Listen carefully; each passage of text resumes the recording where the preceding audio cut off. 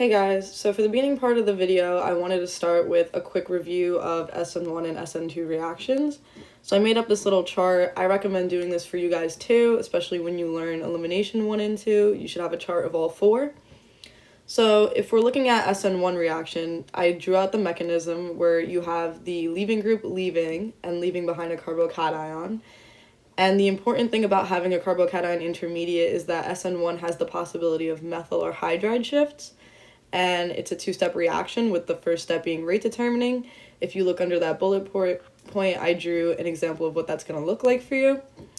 So just make sure if anyone on an exam asks you for a mech or the product, you keep an eye out for the possibility of shifts. Moving on, the rate is only dependent on the substrate.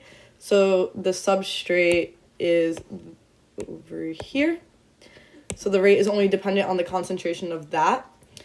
And then it's a first order reaction that you just have to know. You only use a secondary or tertiary substrate for these reactions, because if you used a primary, the carbocation would be very unstable and it's just very unlikely. You need a polar protic solvent, and I gave you guys examples of that before. You need a weak nucleophile that's uncharged. Usually it's going to be the same as your solvent. For example, like some sort of an alcohol or a water would be polar protic solvents. Anything that can donate a proton. So for SN2, it's a 1-step reaction, which is the main difference between SN1, but this gives you the inversion of stereochem. The rate is dependent on both the concentration of the substrate and the concentration of the nucleophile. So concentration of substrate and of the nucleophile. This is a second order reaction. It only uses primary or secondary substrates, because if you were to use a tertiary, it would be overcrowded. You need a polar aprotic solvent, and I've given you examples of that, such as acetone, DMF, etc. You need a good leaving group and a strong, preferably small nucleophile with a negative charge. Okie dokie. So with that being said, here are some questions that I want you guys to practice answering on your own. The first one is this. You could pause the video and answer this one right now. And the second one here, again, pause the video, answer it. I'll give a couple seconds. Okie dokie. So we're going to start the first question. So the question says, list 4 factors that favor an SN2 reaction. Even though you guys are going to have a multiple choice exam, you're probably going to have to do something along these lines in a multiple choice format. Either way, it's good to know it off the top of your head without seeing choices, because the more you know it open-endedly, the easier time you're gonna have when you see the choices and you already know the answers because you've been writing them out. So even though your exam is multiple choice, if you have the time, I do recommend doing the open-ended questions as well on his old exams. Okie dokie. So let's get started. So he wants an actual and specific example that exemplifies its favorable effect on the reaction. So one of the 4 factors that affects whether it's an SN1 or an SN2 reaction is the substrate. So for SN2 reactions, because it's a 1-step reaction, you're going to want the primary or secondary substrate. So for factor 1, primary / or you could just say or.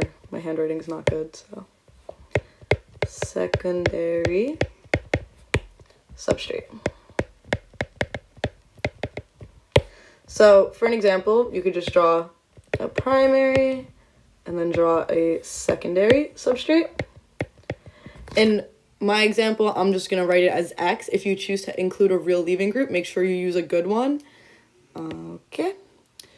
Moving to number 2. So another factor that affects whether it's going to be an SN1 or SN2 reaction is the type of solving you're using. For SN2 reactions, you want a polar aprotic solvent. And some examples of that are DMSO, acetone, DMF, etc. I would definitely memorize all of them just in case, because that pretty much is a dead giveaway when you see that in a reaction that it's going to be SN2. All right, moving on. Another factor that affects your reaction is the type of nucleophile you have. So for SN2 reactions, because your nucleophile is attacking the carbon immediately, you're going to want to have a good, strong nucleophile, usually also a small nucleophile. So for the third factor, you want to write good or a strong nucleophile. And any example of that would be negative SH or any negative alcohol that's not bulky. Emphasis on the negative, because if this wasn't here, it wouldn't be a strong nucleophile. Okay, number 4. So the last thing that can affect your reaction is what kind of leaving group you have. And like I said, because SN2 is one step, you want to have a really, really good leaving group. So number 4, good leaving group. Well, actually, you should write this out.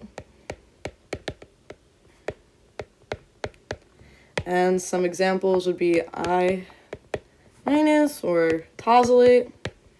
Just write OTOS. Or even TS is fine. They usually know what that means. BR, etc. So that is your answer for this question. I'll give you guys a second to pause, screenshot, whatever. And then we can move on to the next question.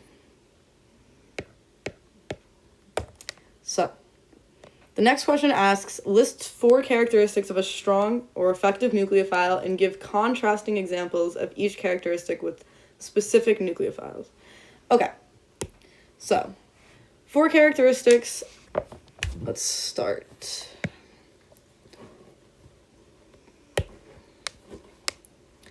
So number 1 is basicity. I can't spell.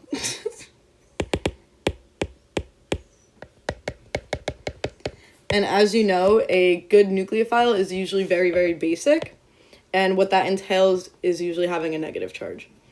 So a favorable example could be CH3O-, and a less favorable example would be the protonated version. So CH3OH. Cool? So number 2 would be, this goes into the same point as before. Honestly, all of these are pretty much overlapping in a way. But the second the second point is negative charge.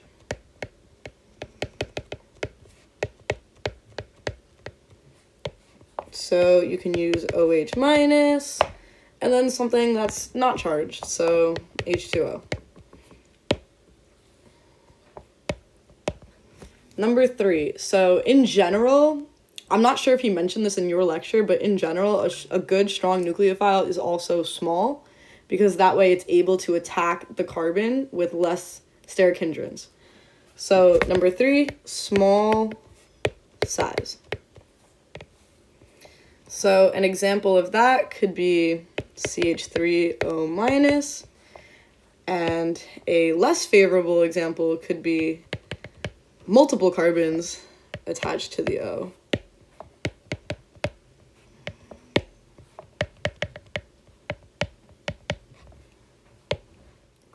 Okay, so the last factor that affects your nucleophile is polarizability.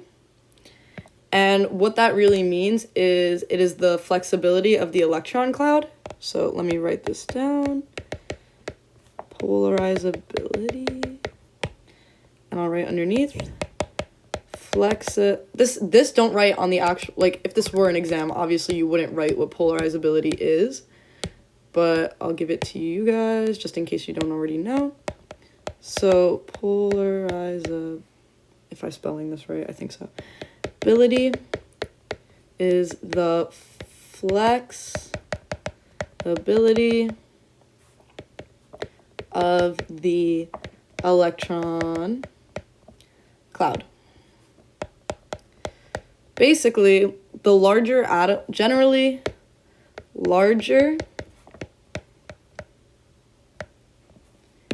atoms are more polarizable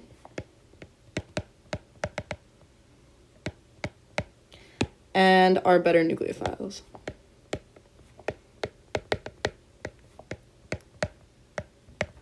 So So generally, nucleophilicity increases down a group. So SH is going to be a better nucleophile than OH because it's more polarizable. Okay, going back over here. So like I just said, a favorable one would be SH minus, and a less favorable one would be OH minus. And that's the answer to the first question. I'll give you guys a second to pause, screenshot, write it down. Okay. Now, this is the next question I want you guys to work on. So again, I'll give you a second to pause and try this question out, and then we'll get into it.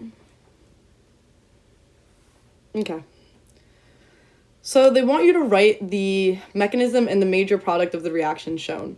So the first thing you have to distinguish is whether or not this is an S, or basically what kind, let me get my thingy to come down. 1 second. Okay. So basically you have to determine whether or not this is an SN1 or SN2 reaction, or like basically in general what type of reaction this is. You have a decent leaving group, but what really gives it away is the fact that your nucleophile is weak, and it's also your solvent. Because of these two things, it's probably going to be an SN1 reaction. And also checking with your substrate is secondary, so that follows well with an SN1 reaction. Okie dokie. So let me erase. Okay. So the first step of an SN1 reaction is, where does it keep going? Okay. So the first step of an SN1 reaction is to have your leaving group leave.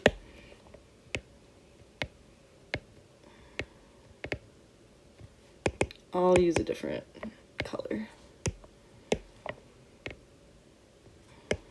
Okay.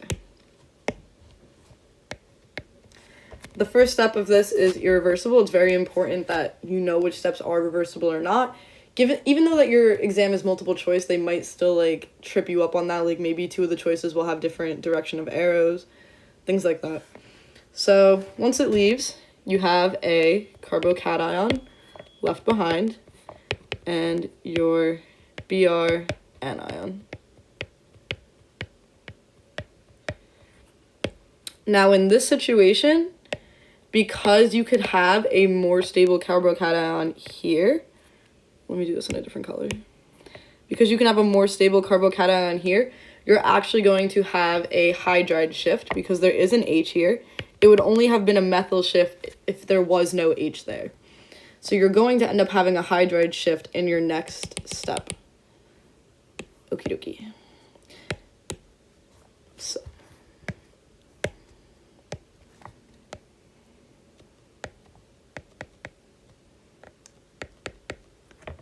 So this H is going to move over here. And that will move your carbocation back to the carbon that the H was originally on. Again, this is going to be a irreversible step.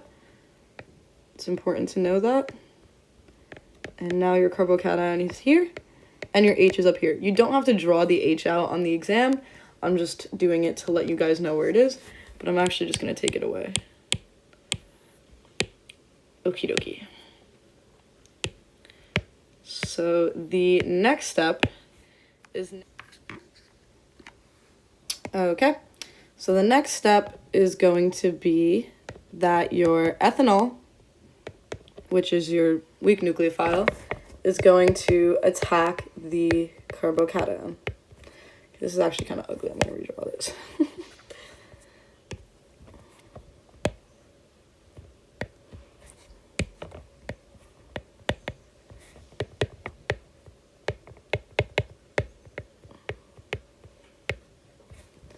Okay, so again, you want to draw your arrow from the electrons to the carbocation. like this.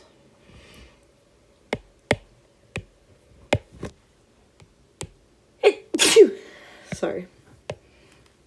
And this step is going to be irreversible. Okay, so hopefully I have enough space to draw all of this.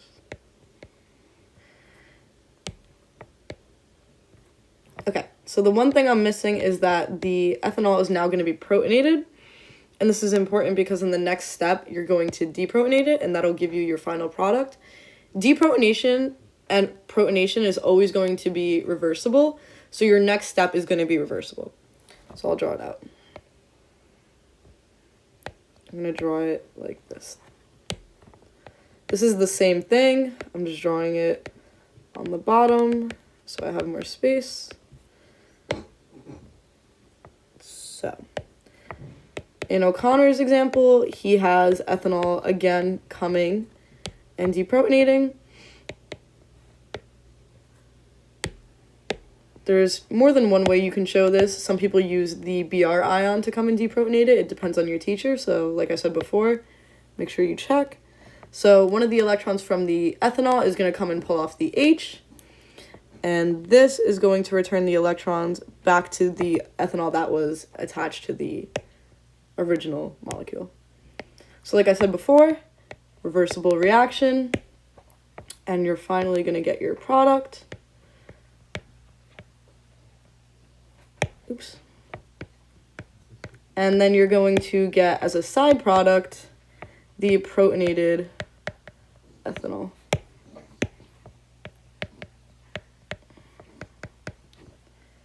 Okay. So going back to the original question, they want you to write the major product in the box. So it's going to look like this. And these are the practice questions for today, and then we're going to start the lecture.